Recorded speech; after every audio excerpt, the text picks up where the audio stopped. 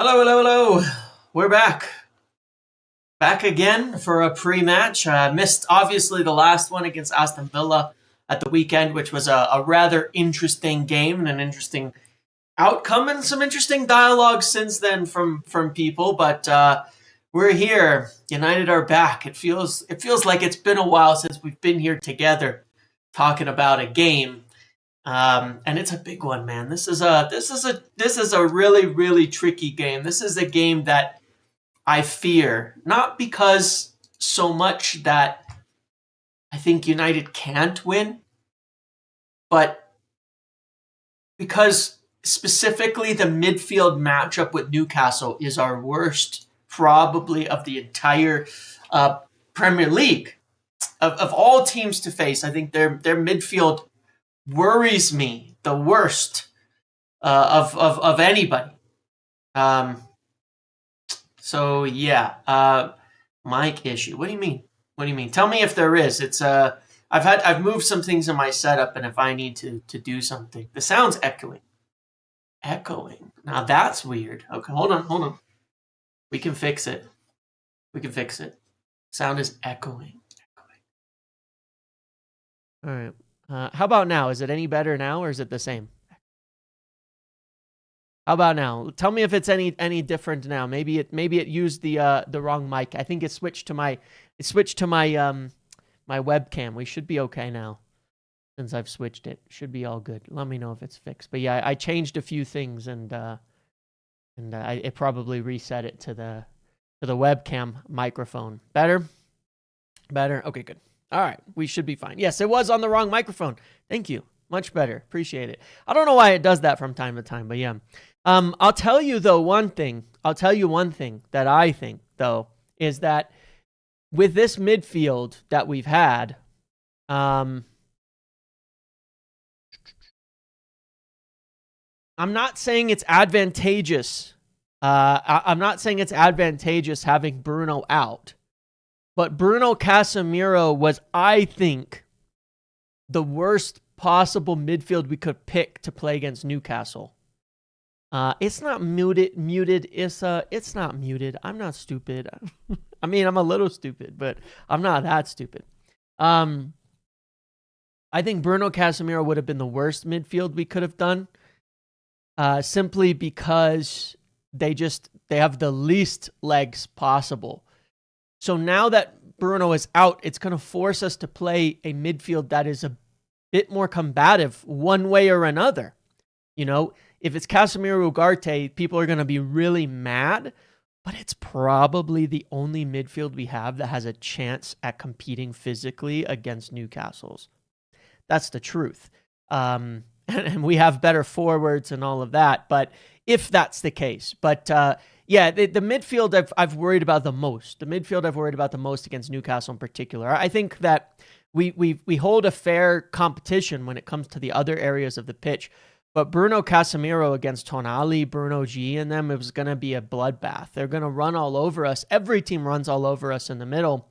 But with them, they run all over us even more. If we add a little bit of legs and combativeness to the midfield, I think we have a better shot at winning a game like this. Whatever is chosen, and we don't have any good choices, but some choices, something different gives us a chance. But this fixture's worried me. It's at home. It's Newcastle. Last year, do you guys remember this one? It's kind of interesting. Last year, it was Bruno was also out. And it was the game that Joshua Zirkzee got booed off the pitch. I think it was a rough one for us. Bruno had a red card suspension, I think it was, if I'm not mistaken. And he was out. And then that was a rough game, wasn't it?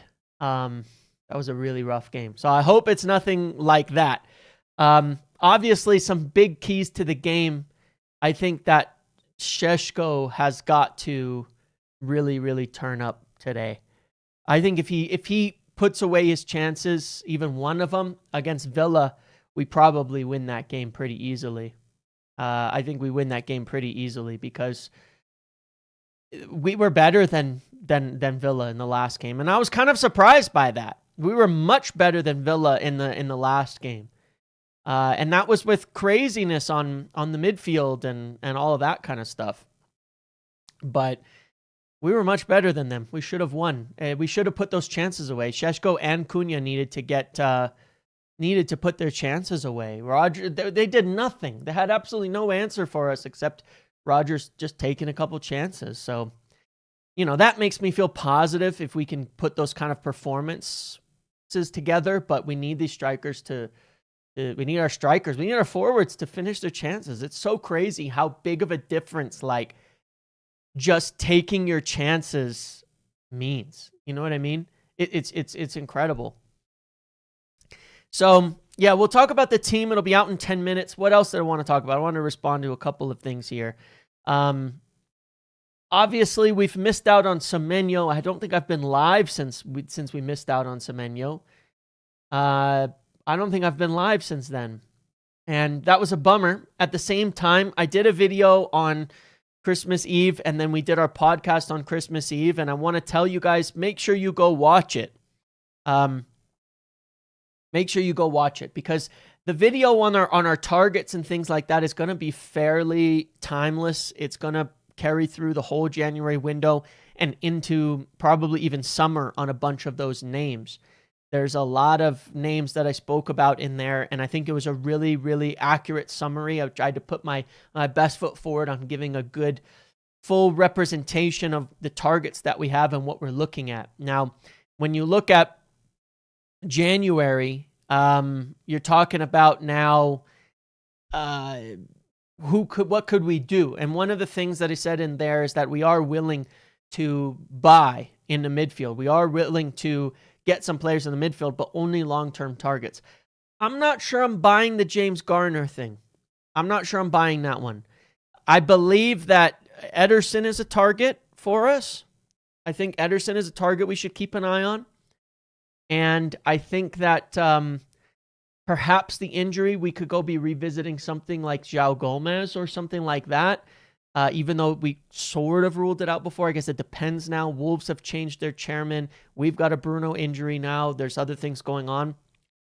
I think that Ederson is one I'm thinking about still for January. That's on our list. Because he plays in more of the forward role and all of that. I think that could be good, that could be somebody. I think that's still a decent option. Manu Kone from Roma. Now, correct me if I'm wrong, was Manu Kone from... Where was he from? He was at Mönchengladbach before, right? Is that the same player that I'm thinking of? Because interestingly enough, both United and Liverpool had been looking at Kone a few years back. Okay? Both have been looking at Kone a few years ago. And he was actually really close to a move to Liverpool at one point. He was also very close to a move to Chelsea at one point. And I don't remember exactly why it fell through and didn't happen. But I don't know. I that was an interesting one because he certainly has been on United's radar in the past. So I wouldn't, I have to dig into that one and more because I can tell you for certain he was a player of interest to United. He was. And I liked the news sort of coming out now, like, hey, we know we're going to go for one of our big boys in summer. Maybe we'll go for one of the second tier of signings now in January. And that's the intention. That I think is the goal that we're going to be going for here. So I wouldn't rule out some of these signings. The question is who's really on our list. I still don't necessarily believe Ruben Neves is on our list. Even if you look at how Fabrizio said it the other day, some of it got misquoted. But Fabrizio said we spoke to his agency, not him, his agency. Guess what? His agency is, just happens to be the biggest Portuguese agency is, Jorge Mendes. So it was a little bit of wordplay there about what deals might be possible and things like that. I don't think we'll be I still don't see evidence that we're going to be going for Ruben Neves at this point. And I don't think he's on our major list. I don't think Ruben Neves would be one of the guys who's a part of, like, you know, I think Andy Mitten or somebody said there's like a 6-man list or something. I don't think that he's on that as a long-term target that we would bring forward in January. I think he'd be a cheap option in January, but not somebody we'd be looking to sign in the long term. So I still don't see evidence that Neves is going to be someone we go for here. I believe Ederson is a long-term target. He has been for a few years for different reasons, and so that's why that one makes me curious. I feel like James Garner is a little bit of that same bracket of, like, not really somebody to bring back. He's not going to be a starting player in our midfield in the long term. There's like almost no way that's going to happen. He's not that quality. He's not that level. And I'm happy for James Garner having a good career right now in the Premier League. He's not, we don't need that at United. We don't need to bring him back to United. You know what I mean? We don't need to bring him back to United. I don't think he's that level. I think he's just a good player, but he's not like, hey, bring him back to Manchester United level of player that's going to be a part of our future starting team. We already know what James Garner is, and it's a good player. But for me, I think we got to stop that sort of discussion. So I think that's where we've been. Yeah. So I don't think that those are the main ones. Happy birthday to you.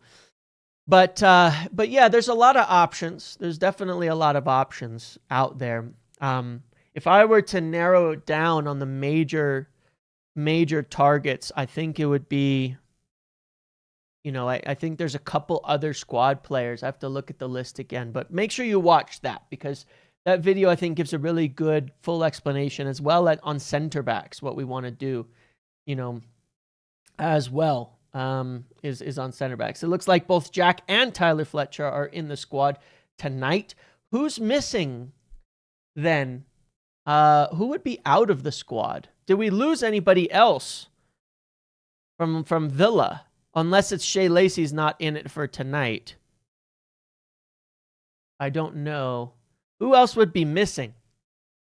If both Fletchers are in, I'm trying to think who else might be missing from the squad. Are we losing? So do we lose someone else after all of this? Is there another, or are we dropping some? Or maybe it's Heaton. Maybe it's because we went with two. Bruno, right? Of course, Bruno. We lost Bruno. Good point. There it is. Gosh, I couldn't think of it because I was thinking of the bench, but I forgot that we lost a starter. Bruno is out. Of course. Bruno is out. Of course.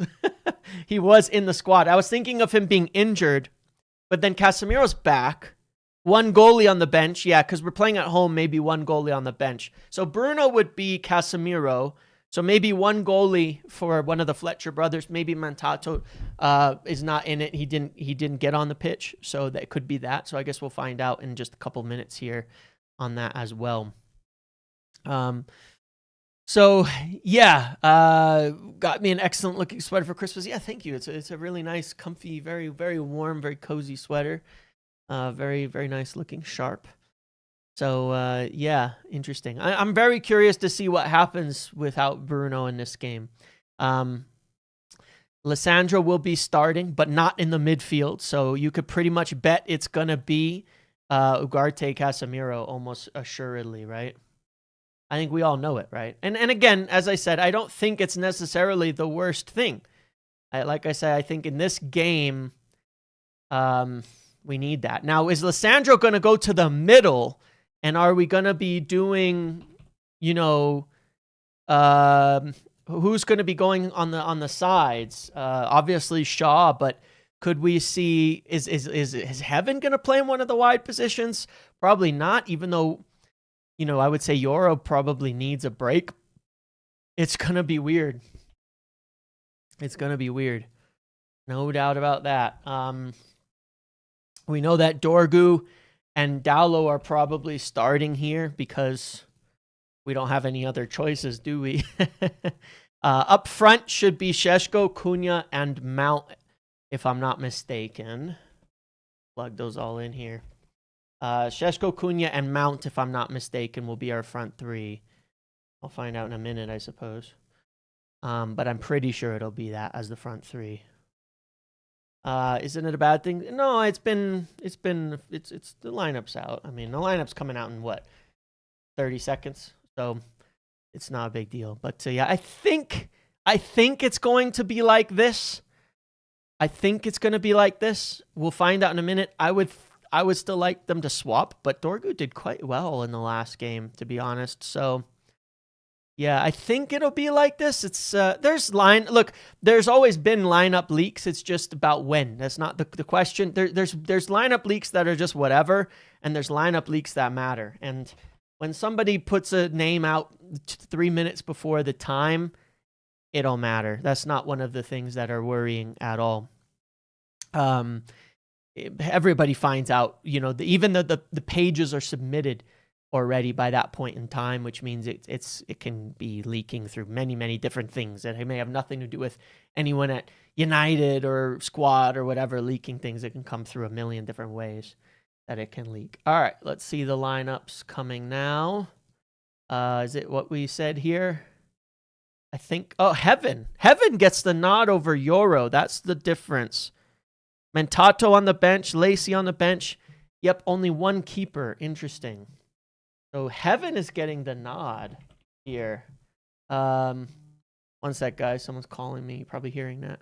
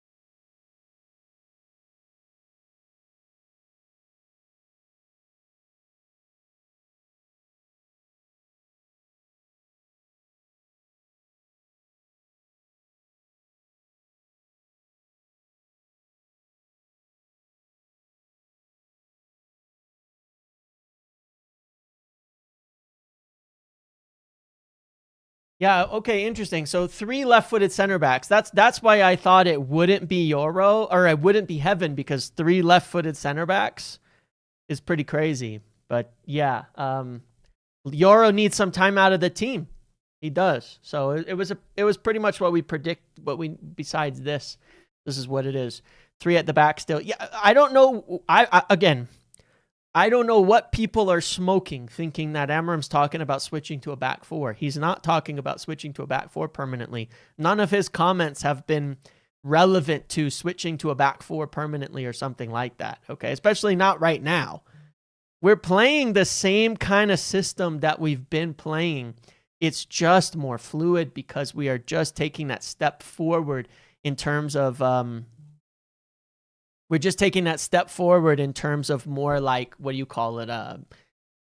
Tactical wrinkles. There's more fluidity in it. There's more adjustment in it. There's more nothing, But yeah, this is probably the best team we could field right now. Probably the best team we could field right now. I'm pretty happy with it. They're going with Bruno, G, Tonali, and Ramsey in the middle as usual. Gordon, Woltamata, Miley, Murphy. I mean, this is still a team we should probably beat. Definitely a team we should probably beat.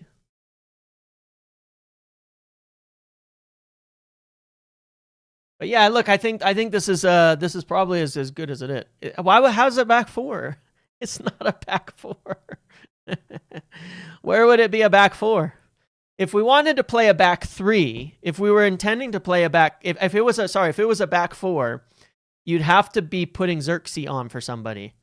You have 5 defenders. I wish they weren't defenders, and obviously Dorgu and Dalo will be quite attacking, but that's the squad that we have. You'd have to put Xerxes in for somebody, and then you'd probably push like Mount here if it was a back 4, Shaw left, but what does that make Dorgu? How's it a back 4? It's not a back 4. It's the same as it's ever been. And then what does that make Dorgu? A right winger in a back 4 like this. I don't think so, man. There's very little. I mean, it could look like that in game at times. Probably not like this, but, you know, it could look like this at times in game.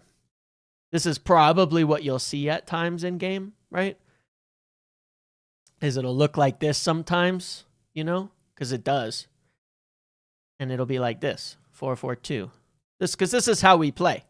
But I don't know what. I feel like people really, really want it to be a back four so they can like insist on having been right about Ruben changing or something like that. It's so strange. Like, it's not a back four, man. It wasn't a back four last game. It'll probably defend in this shape. And that'll give some more protection here. But it'll attack as a 3-1-6 like normal. He just needs to put Dorgu and Valor on the opposite sides. The only way we can get some attacking output from them. I think that Dorgu was pretty productive in the last game. He should have had a couple assists, right? But realistically, it's going to attack like this. This is how it's going to go. You're going to hate that. People are going to hate that. But realistically, it's going to attack like this. It's a 3-2-5. And it's the same as it always is. So it's going to scale into a 3-2-5 in possession. And then out of possession, they're going to drop into a 4-4-2 and defend in a 4-4-2. And that's just how we play football. That it's just going to switch in between those two things. It's just going to switch in those two things.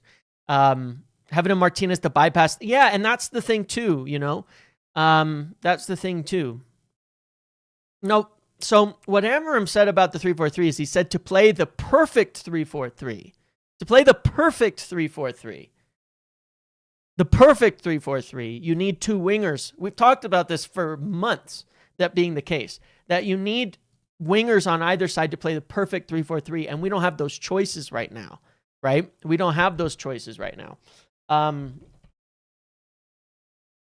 And so, yeah, it's crazy. I'm gonna give you my hot take, even though, you know, I haven't been a proponent of this. But let me ask you guys a question. When's the last time Casemiro and Ugarte started a game together? Go ahead, figure it out. When's the last time it was Casemiro and Ugarte who started together? Because people are panicking about the midfield right now. But go ahead, tell me the last time they started together. What game was it? See if you can figure that out. Because it was last season. Okay? It was last season. Bilbao, correct. 4-1 victory. It was in the Europa League. We won a bunch of games with those motherfuckers playing together. Here, ready? You ready for this? Here's some stats, okay? Here's Casemiro and Ugarte, Casemiro and Ugarte, Casemiro and Ugarte, Casemiro and Ugarte. 4 wins in a row the last 4 times they started together. I don't know why we abandoned it for the final. We lost when we took Ugarte out for Bruno. And Ugarte's had a tough season. So don't get me wrong. I ain't denying that in the slightest. Okay? Not denying that in the slightest. All of these games, he was starting, I think, with this would have been like Eriksen, Bruno, somebody else. It's still, to me, the dumbest thing that Ruben did in that final was start Bruno when Chelsea instead of won Ugarte PL with in that game. 343, they had Moses, winger, and Alonso, very attacked pound. Yeah, I agreed. Very, very attacking. Exactly. It's all about partnership to me. These were all with Casemiro. You know, it's not like we're winning games otherwise. This was Bruno and here was Chelsea, right? 1-0 loss. This was Casemiro and Bruno. But what am I looking at here? Oh, that wasn't a start. Excuse me. When he dropped him for the Chelsea game too, we lost that. West Ham was Ugarte and Bruno, which doesn't work. Brentford was Ugarte and Mainu. No Bruno, no Casemiro. But that was also like Amos, Cheeto, Fredrickson. We were rotating really hard in those games too, so I can't blame necessarily the partnership there. Bournemouth 1-1 was Casemiro, Mainu. Oh, he didn't start in that game. Okay, fair enough. Wolves was Ugarte, Eriksson.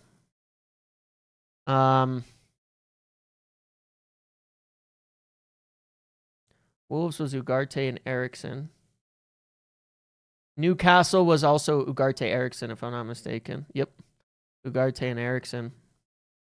Yeah, I mean, you go back to the last time he started. This was with Bruno. Was what they beat Leicester. But no, the reality is the last 4 games that Casemiro and Ugarte started together, they won. I don't know why we changed it. It pisses me off, honestly.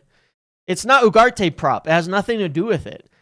We don't win games anyway this season. Look at our record right now. You know what I mean? Like, it has nothing to do with Ugarte prop. It's all about partnerships.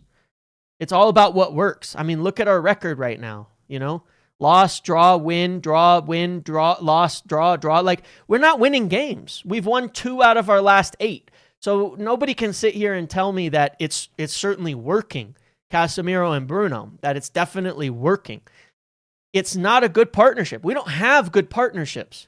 But honestly, our best partnership was for winning games was Casemiro and Ugarte in a different job. Ugarte next to Bruno is absolutely horrendous. Doesn't work at all. Doesn't work at all.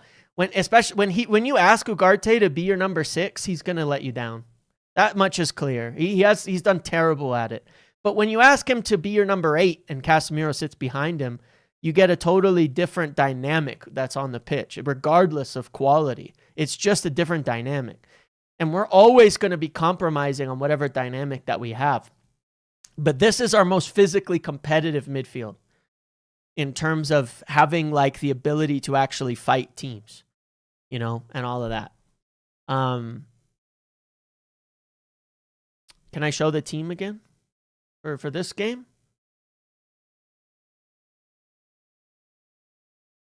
For this game? This is the team for this game. This is the team today. This is the team. Who comes on for Casemiro at 60? Maybe Lisandro moves up. Maybe Fletcher does. Don't know. We'll see. Maybe Mount drops and Xerxes comes up front. I don't know. Maybe Casemiro, because he's had a week off, he can play the whole game. He's had extra time off. He should be able to make it 90. He should be able to make it 90. Right? Why not? Yeah, he should be able to play 90, come to think of it. I mean, he was out the last game.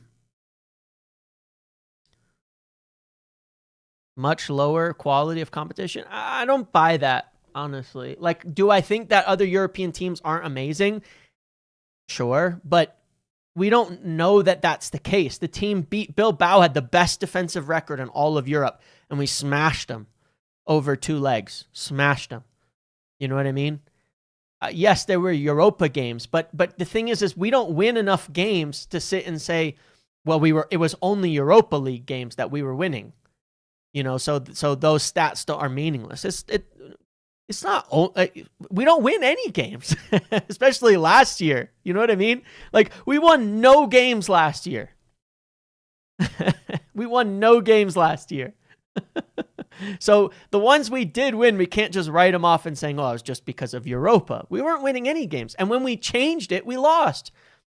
It still baffles me that we changed it and we lost the final. And in big part because of Bruno and Casemiro being in that midfield together, we lost that Europa final.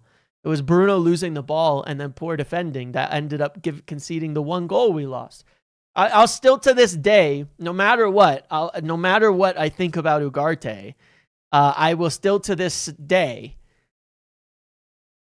say that was Amorim's biggest mistake, and it was baffling because people celebrated it and they didn't see it, and it was such a disaster. It was baffling to me. But anyway, we'll see what happens today. We changed it and we played a Premier League team and lost.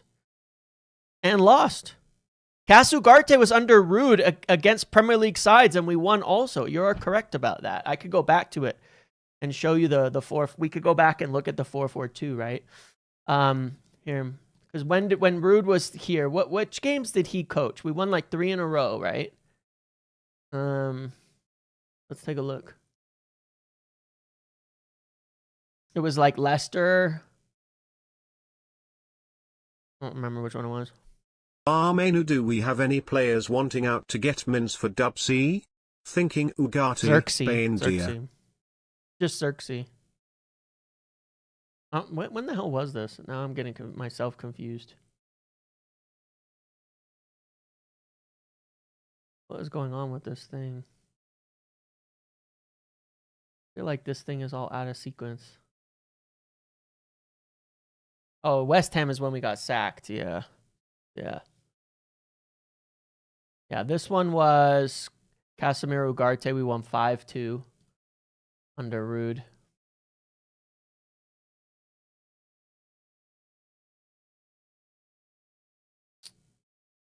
We went 1-1 with Chelsea.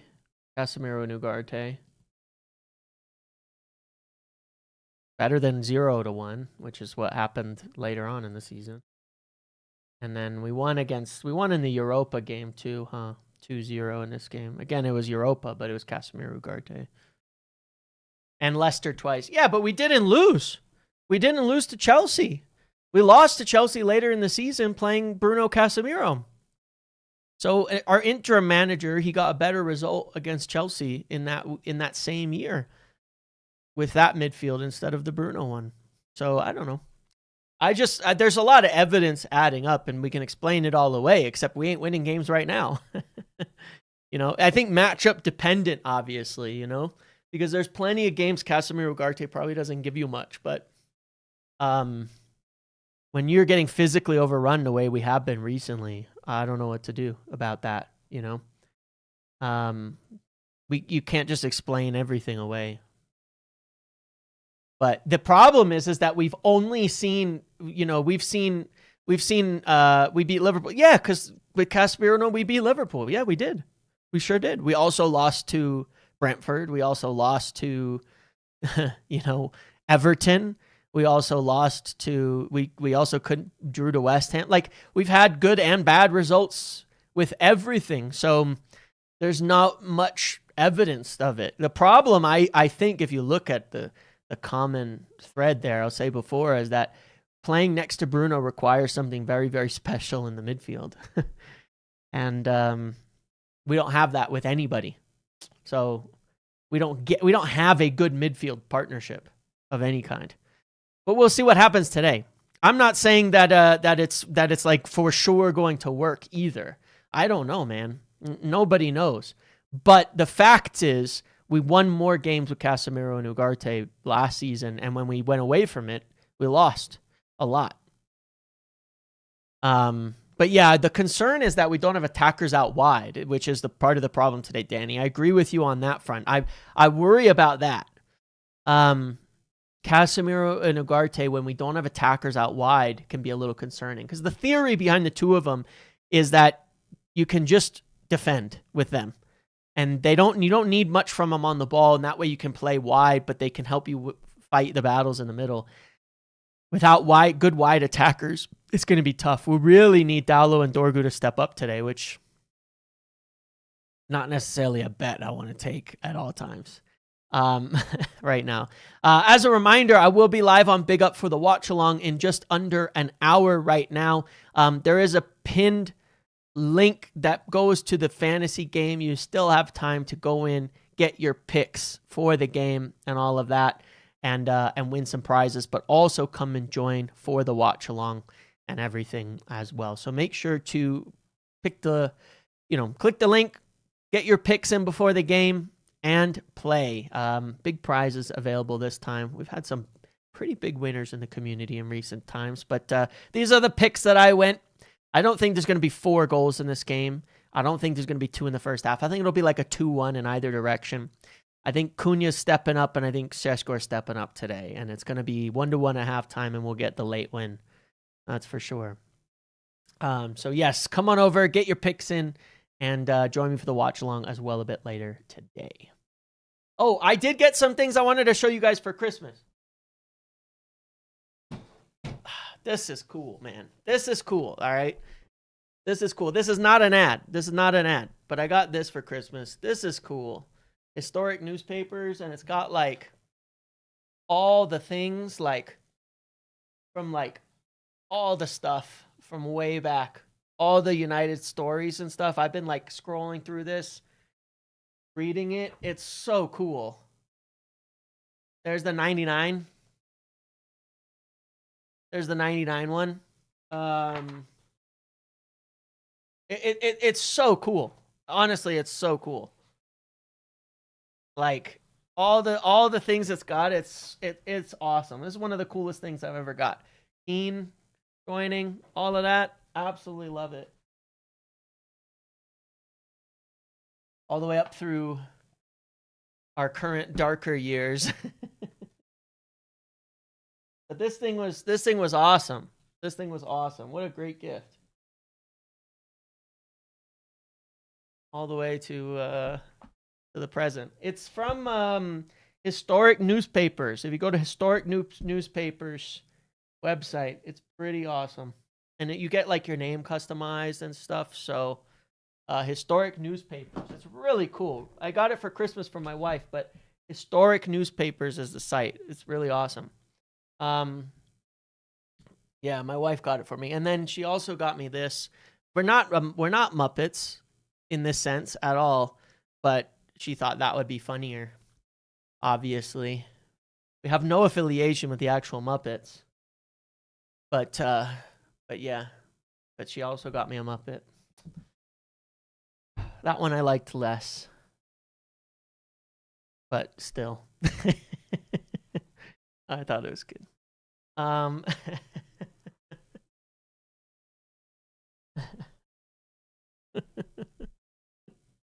But I thought it was funny. The new channel mascot. Hermit, yeah. Go. Fry's legs.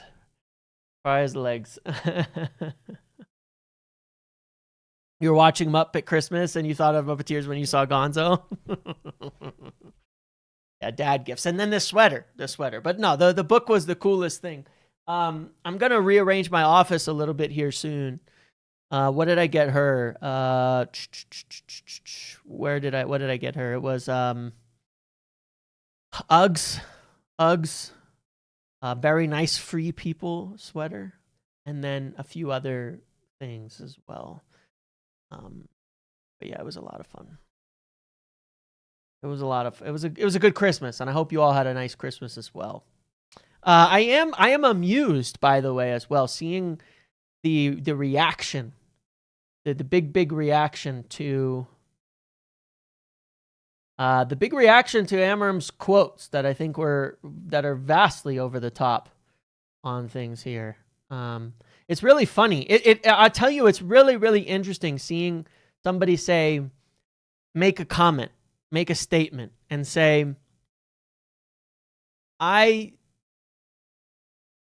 looking back, there are things I could do better. And have it be taken so negatively. First of all, that's just a thing people say, all right? It's just a thing people say. Every single person alive can look back at their life and say, I could have done things better. Every single person.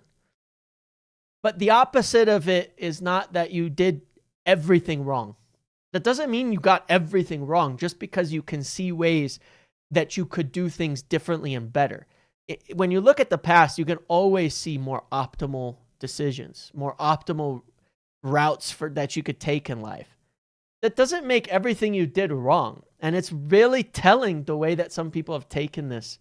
But it's the same as ever. It's like, taking it as a negative is so crazy. So crazy. Like, the idea that it means you're admitting you've been doing everything wrong. And you're seeing people who are taking it like, oh, I shouldn't have inverted the center back or something. Like how over the top people take it. They think he was talking like, well, I would have done this tactical tweak that, lies on Twitter suggested. No, it's nothing to do with it. He's talking about the fact that you can always find and point to things. I could point to 90% of the decisions I've made in life and said, maybe I could have made something slightly better, slightly different, slightly more than that. Different doesn't always mean they're not opposites. Things are not black and white. even right and wrong is a giant shade of gray. You know, when you look at it and you go, well, things can be more right, things can be less right.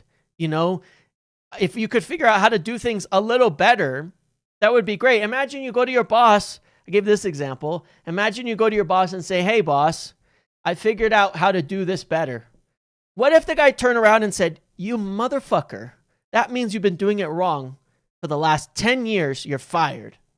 No, that's not, you think that guy was a cunt if he took it that way, right? You think that guy was a real bastard if he took it that way.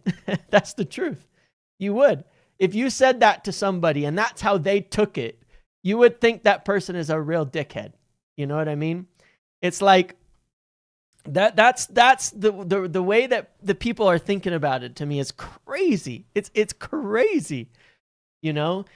And I feel for people. If you've got a spouse and your spouse ever comes to you and says that, you know, they could have, you know, they figured out this, or they've done this, or they've learned something, or your kid tells you how to, you know, that they've learned something new.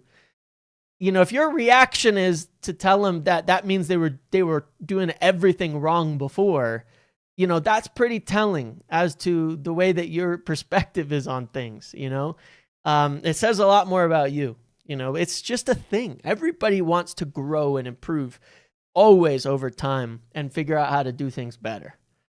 And there was nothing negative in that. There's nothing negative to be taken from somebody saying, yeah, I could look at many things I could do better. Everybody says that. Everybody Merry knows Christmas that. and happy holidays, James. Thanks for being a positive voice in the United community. Long live the Muppeteers. Thank you, my friend. Thank you very much. I appreciate you as always. I appreciate you very much. And Merry Christmas to you as well. And we will. I will always. That's my job. That's what I do here. But yeah, things like that. And even the commentary on the wingbacks and the 3-4-3s talking about the obvious, which is that, you know, if you can play it perfectly with two wingers, it'll play better. It'll show better. But you can't. We need more time, more money, more people.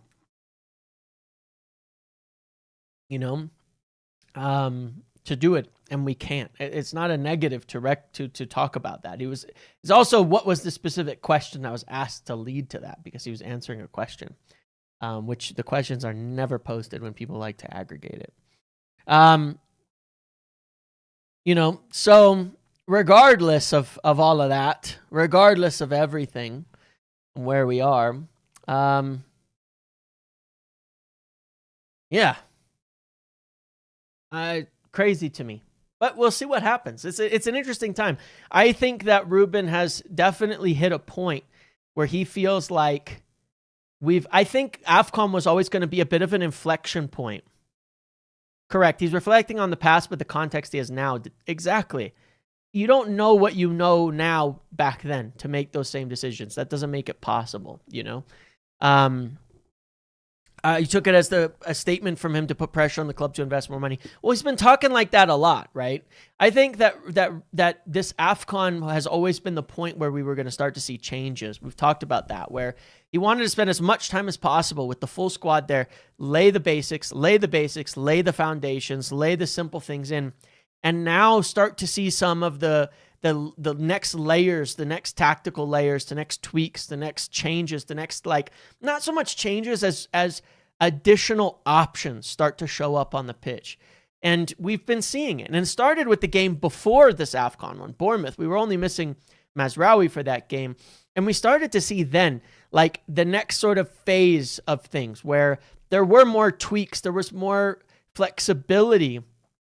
And I thought that was definitely on purpose. And I think we're seeing that from Amorim now. And that doesn't mean that everything he was doing was wrong. It's that this was always the direction that we had to go. And that's what he said many times. I agree with it. Lay down the foundations of our system and now start to see that you can add wrinkles to it. You can add more layers to it. You can add more flexibility to it. That within said system, there are changes. That's why the formation talk is amusing to me. It's the same system. He's not changing his system, but it does mean it's going to be more fluid. So we're going to see the 4-4-2 more. We're going to see the 3-2-5, sometimes a 3-1-6, sometimes this, sometimes that. You know what I mean? That's what we're going to see. And I think that that's, just the natural evolution of this team. And where we are right now, that we're seeing additional options. So, yeah, it's an interesting one. It's an interesting one to look at. But yeah, I think, like I said, I think we'll see a pretty interesting. When I'm looking at this team in the bench, I'm not nearly as negative about this as we think. I think that the biggest worry is going to be, we're going to have more protection for the center backs today. It's just taking our chances. It's how I feel about most games recently. If we take our chances, we'll win these games, man. That's kind of how I feel. I don't know about you guys, but that's where I'm at. The more I've watched these games, like if I watch Aston Villa, you get like so much negativity, so much like drama, so many heavy takes and things like that. And I like to use the Ugarte one as an example because like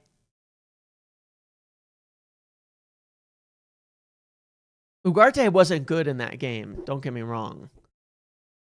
But you'll have people take it and be like, well, we lost. Ugarte started and we lost. Yeah, but again, correlation does not equal causation. Like, at all. We lost the game primarily because Lenny Oro didn't defend 2 moments from Morgan Rogers. Dallo allowed a cross in, and Cunha and Šeško missed 2 chances. Beyond that, we played quite well. One could point to it and say we performed really well because Ugarte was on the pitch, and it would be just as untrue. And I think that people draw these threads constantly, and then it makes them overly negative or want to try to predict things negatively or positively. When I look at the team, I think it's probably about the same as what we would have played in the last game, and we performed quite well, So why wouldn't we perform well in this game? I think it really all comes down to most of our games recently are about individual bad moments of defending, and if we take our chances more than it is like, X player, with this reason or this tactical thing or any of that. We just have to take our chances at the end of the day. We'll get them. We've been getting them every game. We're still getting them every game. It's looking a lot like the early days with Pep and Klopp when they were starting to create and score a lot of goals, but the defense was real bad. And I think our personnel are a little less balanced, not necessarily worse, but we're less balanced, especially with all the missing players. I don't know. I feel pretty good about this game. It has nothing to do with defending Ugarte. Like I said, people put themselves into camps about attack and defense. It's not like that. It's just being logical. It's just literally looking at it. I'm not defending or attacking, but we've had so many like silly it was like every time Casemiro comes off, we concede. But then we conceded like 12 goals in the next 3 games with Casemiro on the pitch. Like, people are always looking for really basic connections when the details are a lot more important than that. People are always looking for common threads to say, like, to oversimplify, this thing is why we win. This thing is why we lose. This thing. And they're always wrong because life's not that simple. And the outcome is often tied to so many different variables in a game. I think we all want it to be neat and tidy. X player plays, we win. X player doesn't play, we win. X player plays, we lose. It's like you want it to be tied to one thing, but that's not the case. The closest thing we actually do have to it is Ahmad. If Ahmad plays out wide, we lose a lot fewer games. That much is almost true, but it becomes blatantly obvious why that is. Because it's like, it's not even about Ahmad. It's that when he doesn't play out wide, we play with 5 more defenders. We create fewer chances. Just naturally, we're playing with more defenders than attackers. And so it's like, you have to think about it in more depth than that. But at the same time, you could see a game then where Dalot and Dorgu go forward. Yeah, Ugarte might look better since he's not playing a 6. Correct, because he's been terrible as a 6. And he's not a 6. I think like that's the silly part about it all. That's my comment on that. If you look at all these games he's played this season and starting, they've all been as a 6. He's not good as a 6. If you're starting him as a 6, I'm telling you, stop. Please. I'm begging you. It's clearly not going to work. Don't do it again. Do anything but that. I'd rather see Lisandro as a 6. But as an 8, where he played last year, we actually won more games, and it fills his strengths and weaknesses more. And that's just being that's just being like logical about the situation. The same as you would take anybody else, like Ahmad. Ahmad playing in the front 3, we lose games. So does that mean Ahmad's bad? No, it means that he's not in a good spot. That's a bad spot for him. He should be playing out wide. That's what we have to think about. That would be playing better into strengths and weaknesses and in the team and all of that. Like, yeah, it's just how it is. Sell Ugarte and Casemiro. Yeah, well, that's the plan later, but they're here now. And for now, this is probably the best, most combative midfield we can do. Is it going to work? I don't know. That doesn't matter because the best we can do doesn't mean good enough. That's the other factor here, right? Like, that's the acceptance of the reality. I think this is the best we can do, but I don't think that means it's good enough. And that's why I think the difference will come down to who takes their chances in this game. The margins are going to be slim. The margins have been slim all year. If we can take our chances, we'll score. We'll win games. The margins are small. If we miss our chances and they take theirs, we lose. Like, that's what happened to Aston Villa. Even without Bruno, we had the chances to win that game. We had the chances to get back into it and to win. We had them without Bruno. We had them with Lisandro and Ugarte in the midfield. We had them with Fletcher in the midfield. We had them with Lacey. We had chances to win in that game. If we had taken them, we would have won. So I think it's all coming back to that with us. The overperformance by Aston Villa is crazy. I mean, if you look at it, we were almost getting a little bit. I don't like to use luck too much, but we do need just a little bit of luck in our favor. If you look at it like on this basis here, right? Of the teams in the let's go to the top, right? Like, of the teams in the top, we're underperforming our goals a lot. Same as Palace, mind you. But we're like, there's very few teams that are underperforming on both not scoring as many as they should and conceding more than they should, if you look at it. Liverpool are one, but very slightly. The rest at least have a positive in one column, if not they're overperforming in both columns, like Aston Villa, right? We're massively, we're the only team until you get down to Newcastle that are underperforming as much in both. And it's still more than them. We need a little bit of luck. Teams are getting lucky with their hits against us. Everything's going in and we're missing some chances, we just need a little luck in our favor, I swear, to turn the tide here. Just a little regression to the mean, which would be a positive right now to fix these fine margins, because we're not good enough to make those margins not matter. You know what I mean? We're not good enough to make those margins not matter. I wish we were, but we all know we ain't. We all know the gaps ain't that big. It's tight. Lamin's it's been okay. Yeah, sure. You could ask him to do a little bit more, but I think it's just, I think our finishing is a bigger problem than anything else. I think our finishing is a bigger issue than anything else. That we miss too many huge chances. You know what I'm saying? That I think is our biggest underperformance right now.